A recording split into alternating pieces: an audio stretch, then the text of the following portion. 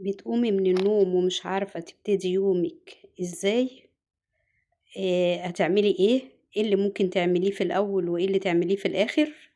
أنا بافكّر معاكم وبافكّر نَفْسي كده وبيكم، وتعالوا يالّا على طول نخُش على الروتين الجميل بتاعنا النهارده، روتين بسيط وخفيف كده ابتدي بيه يومِك، وطبعًا ده يعني من ضمن الحاجات اللي بيبقى في اليوم يعني. ابتدي كده امسكي حاجة، حُطّي هَمِّك في أي حاجة، يعني امسكي المطبخ أنا شايلة المطبخ خالص، أنا يُعتبر ما عنديش مطبخ، بس ديّة الحتّة اللي هي اللي بنعمل فيها الأكل، اللي هي أهم حاجة فيها الدهون والحاجات دي كلّها، فهي دي اللي مهمة عندي يعني. لكن بقية المطبخ زي الفل برّه، يعني برّه يعني لو شفتوه هو مش مطبخ، أنا عاملاه أوضة ويمكن اللي عارفين متابعينّي عارفين إن أنا عاملاه أوضة مطبخ، يعني نُص كده ونُص كده، مشّي حالكم. اللهم صل وسلم وبارك على سيدنا ونبينا محمد صلى الله عليه وسلم، في الأولين وفي الآخرين.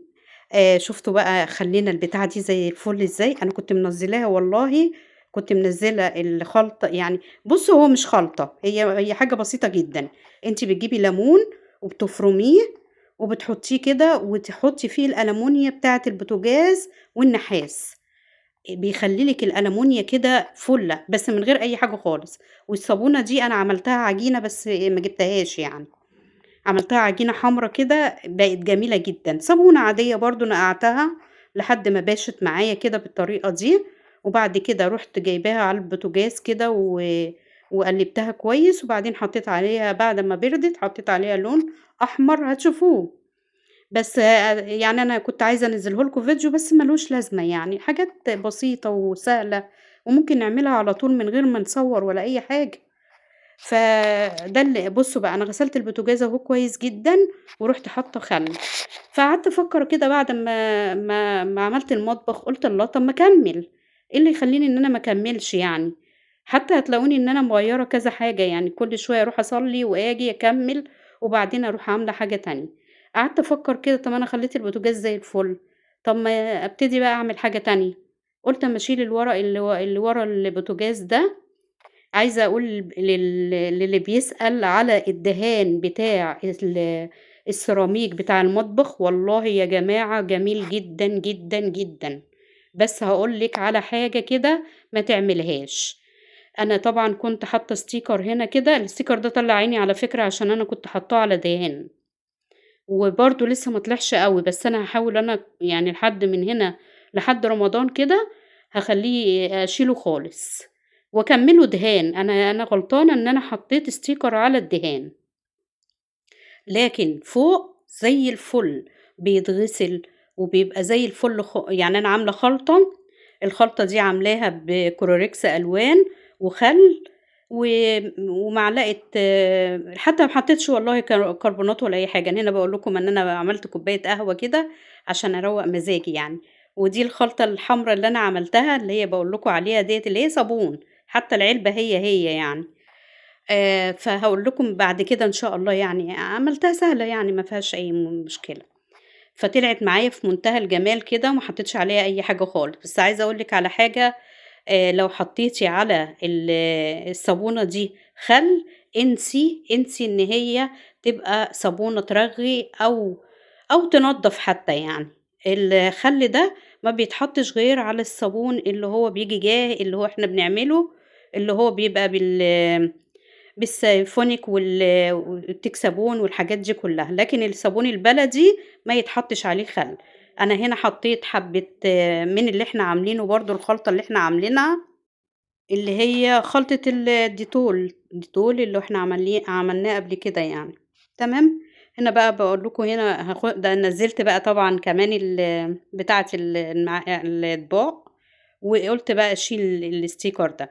بصراحة أنا كنت في الأول مش عارفة أبتدي منين، والّا أبتدي أعمل إيه، أبتدي في يعني البوتاجاز خلاص كده يعتبر اتغسل وخلاص، طيب أفُك البوتاجاز وأعمله من جوّه، فقُلت لأ خلّيه شوية كده وبإذن الله قدّام شوية هاعمله برضه كده، فقُلت أمّا أنزّل اللي هي على الحيطة ديّة عشان حسّيت إن هي فيها تراب كده وفيها دهون شوية، فقُلت أعمل اللي هي حوالين البوتاجاز وأشيل الستيكر ده خالص ومش هاحطه تاني، يعني ده كده خلاص شكرًا مش هاحطه تاني غير لا إما على بتاعة البوتاجاز اللي هي الإزازة بتاعة البوتاجاز، لا إما هاحطه على يعني مش هاحطه تاني على الدهان أبدًا، أبدًا، أبدًا، عشان هو غلّبني بصراحة، يعني غلّبني أوي.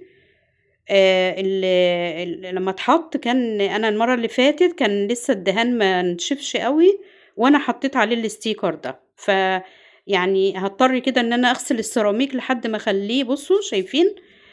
لازم أغسله كويس جدًا إن أنا أخلّيه لحد ما يبقى السيراميك العادي، لا إما أخلّيه بقى كده سيراميك هو اللي تحت ما فيهوش حاجة مش مكسّر زي اللي في النُص، لا إما هادهنه، يعني قولوا لي كده إيه رأيكم؟ بس أنا والله الدهان جميل جدًا ولا بيروح بالمَيّة ولا أي حاجة، هي غلّبتني الحتّة دي عشان فيها دهان، يعني الدهان ما بيطلعش كده بساهل أبدًا، بس كده. فغسلت بقى السيراميك على قد ما أقدر، يعني عملته وعملت من فوق، عايزة أقول لكم جميل جدًا من فوق ومنوّر وزي الفل، الدهان بتاعه روعة، روعة، روعة، روعة. ما حدش يقول لي إن الدهان بتاع السيراميك بيبقى وِحِش خالص، لأ، يعني أكيد لأ، وبالذات كمان السيراميك اللي هو بيبقى مكسّر، يعني اللي بيبقى فيه مثلًا حاجات مكسّرة وكده أو ما بيبقاش شكله حلو. فادهنيه اللون اللي أنتِ عايزاه، يعني حسب المطبخ، أنا عندي عشان المطبخ ضيّق فأنا عاملاه يعني أبيض، فعشان إيه، أحس بكده بوسعان في المطبخ، وبعدين أنا شايلة منه المطبخ كلّه، يعني أنا شِلت أنا كنت مركبة مطبخ هنا كلّه، فلقيته إن هو بيتدهن كتير أوي عشان المطبخ صغير وكده، فشِلته من هنا، بس كده. فهنا باقول لكم أهوّة أنا باغسله كده عادي هو ما بيجرالوش أي حاجة، بس أنا عايزة أكحته، أنا عايزة أنزّله خالص، عايزة ما يبقاش شكله كده حتّة وحتّة يعني، فاهمينّي؟ فبس، حاولت إن أنا أعمله، لكن اللي بيسألني على الدهان والله لو في أي حاجة لا أقول لكم، أنا مش هاقول لكم على حاجة يعني إن هي هتكون وحشة وأقول لكم عليها حلوة وترجعوا تدعوا عليّا يعني، لا والله. أنا عارفة إن الدهان بتاع يا ريتني يعني أعرفه من زمان يعني، أنا يعني المطبخ بتاعنا اللي هو بتاعي اللي هو القديم برضه اللي كان في الشقة التانية، والله كنت خايفة إن أنا أدهنه، لكن لقيت الدهان فعلًا كويس جدًا حلو. هنا بقى خلاص بانضّف كده ال ال على قد ما أقدر، مش ضروري تضغطي على نفسِك أوي يعني، أهم حاجة إن ما يكونش في دهون وخلاص، أهم حاجة إنِّك أنتِ أمّا تحطّي إيدِك على السيراميك كده تلاقيه ما فيهوش أي دهون خالص ولا أنتِ شايفة الدهون قدّامِك ولا شايفة أي حاجة. أنا غسلته بقى كويس أوي، أوي كده وجِبت الخرطوم وشطفته، وبعد كده هاحط في المَيّة بقى اللي أنا قُلت لكم عليه. هاجيب مَيّة نضيفة وأحط فيها الكلوركس والخل وال وال يعني أي حاجة، ما فيش حاجة غير كده يعني، هُم الحاجتين دُولة يعني كفاية. كلوركس الألوان دوّة أنا جايباه ال3 أكياس ب10 جنيه، يعني أنا جايباه من عند الراجل ال3 أكياس ب10 جنيه. فعملت منّه اللي هو الكيس دوّة اللي أنا عملت منّه الكلوركس كده اللي حطيت عليه خَل، وما حطيتش بقى ما حطيتش بتاع دهوّة كربوناتو ولا ملح ليمون ولا أي حاجة خالص. لو عايزة تعملي كده وتحطي كربوناتو أو ملح ليمون برضه مش هيقول لأ يعني، وعلى فكرة أنا حاطة فيه ريحة الفريدة، فريحة فريدة كمان بريحة النضافة دي، مخلياه ريحته جميلة جدًا وحلو أوي، أوي، أوي، ده بتستعمليه في كل حاجة في التنضيفات العادية.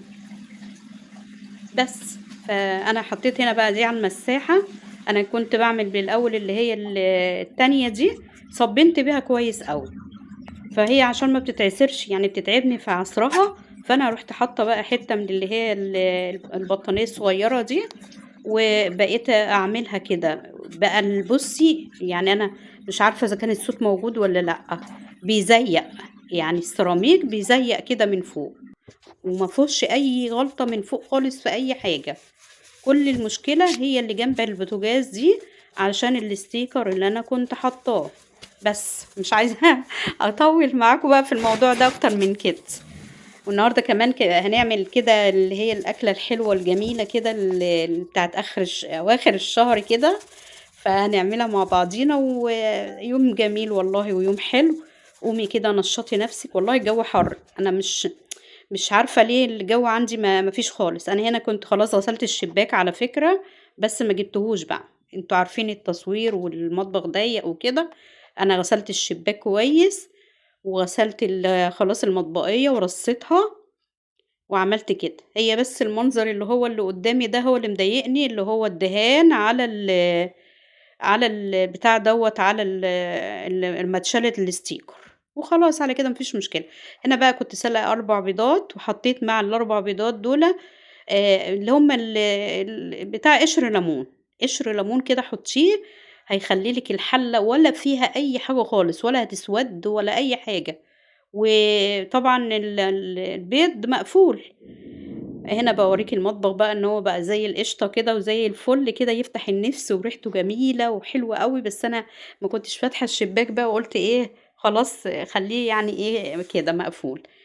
وده بتاعنا بقى الأساسي بتاعنا ده، جميل جدًا، حلو أوي. زي ما باقول لِك هتحطّي كلوريكس ألوان، هتحطّي لو حتى عايزة تحطّي معلقة ملح ليمون يا ستي حطّي.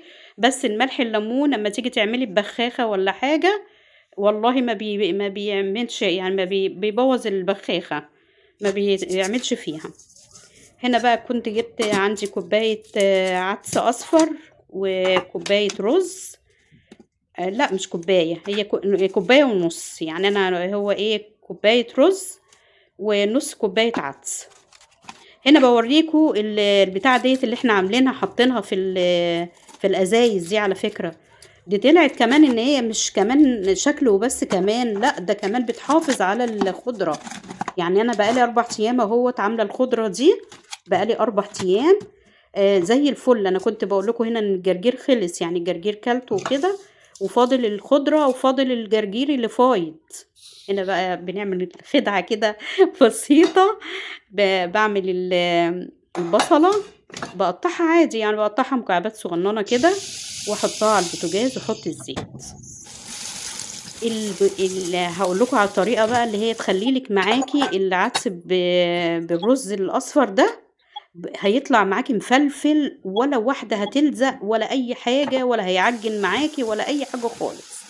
هنا باحمّر البصلاية، هاحمّرها كويس أوي، وهاخد حبّة منها وحبّة أخلّيهم صغيّرين كده فيه. هاغسل بقى العدس كويس والرز كويس جدًا.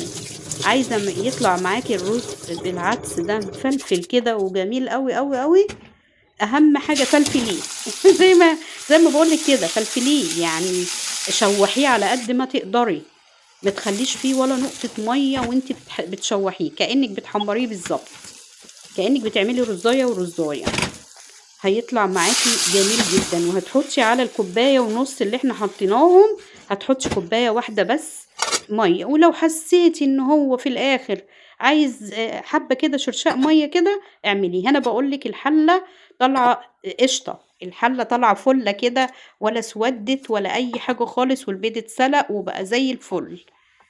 مش هاقول لِك بيودّي زفارة ولا الكلام ده كلّه، عشان البيض مقفول، مش على، أنا ما باحطّش قشر الليمون علشان الزفارة بتاعة البيض، أنا باحطّه علشان الحلة ما تسودّش معايا. فجرّبي برضه في كل مرّة كده. وعايزة أقول لِك على حاجة كمان، بُصّي الرز مفلفل إزاي، ما شاء الله، ما شاء الله نازلة، يعني كل واحدة لوحدها. ما تقوليش أبدًا إن ده رز بعدس كده، والله كل واحدة لوحدها، ولا لزق ولا أي حاجة خالص. أنا يا دوبك هو استوى وقفلت عليه وخلاص على كده. عايزة أقول لِك على البوتاجاز خلّي بالِك كويس أوي من الإزازة بتاعة البوتاجاز كده اللي في الضهر دي، اوعي تجيبي عليها مَيّة ساقعة وأنتِ بتعملي البوتاجاز، أو تغسليها بمَيّة ساقعة، أو الفوطة تكون في مَيّة ساقعة، علشان في ناس كتيرة أوي اشتكوا من الموضوع دوّة، بعد الشر، بعد الشر. الإزاز دوّة طبعًا زي السُكرين كده، اللي هو مش عارفة اسمه. فهو بيعمل إيه، لمّا بييجي عليه مَيّة، زي أكنِّك بتعملي بالضبط في صينية، اللي هي الصينية الأكروبال كده، فعشان ما ت ما ي ما ي ما ما يطرشقش، ولا بعد الشر يحصل له حاجة، اوعي تجيبي عليه مَيّة ساقعة أو فوطة ساقعة وهو سخن، ده الوحيد اللي ما تعملوش، لا تعملي الباب ولا تعملي اللي في ضهر البوتاجاز. أنا كده رغيت معاكم على قد ما أقدر. يا رب إن شاء الله الفيديو يعجبكم، والأكلة جميلة جدًا، وأنا كنت فعلًا جُعت أوي، أوي، أوي، أوي. أنا خلّصت كده على آخر النهار، فيعني حتّة المطبخ الصغنطوط دوّة اللي ما فيهوش حاجة ده، خَد منّي وقت جامد جدًا، وطبعًا عشان باغسله بضمير من فوق وكده، فخَد معايا وقت. أنا الحمد لله ما طلعتش على سلِّم ولا أي حاجة، بس خَد معايا وقت جامد أوي. يا رب الفيديو يعجبكم، ولو الفيديو عجبكم بالله عليكم عايزة اللايك كده يكون حلو كده وتشاهدوا الفيديو كده، وأنا عارفة إن هو بيبقى طويل شوية، فيعني معلش سامحوني. أنا لمّا باخش عند حد والله وبالاقي فيديو، ده أنا ساعات بالاقي فيديو 26 والاقي فيديو حاجة و30، والله ضميري بيأنبني كده باقول لأ أنا لازم أكمّله. هو بيبقى صعب عليّا بس باكمّله. يا رب الفيديو إن شاء الله يعجبكم وتقولوا لي إيه رأيكم، وبألف هنا وشفا، وجرّبوا الرز أبو عدس دوّة جميل جدًا في أواخر الشهر، باحبكم في الله ومستنية تعليقاتكم ولايكاتكم ورغيكم ليّا والّا أنا اللي أرغي ليكم؟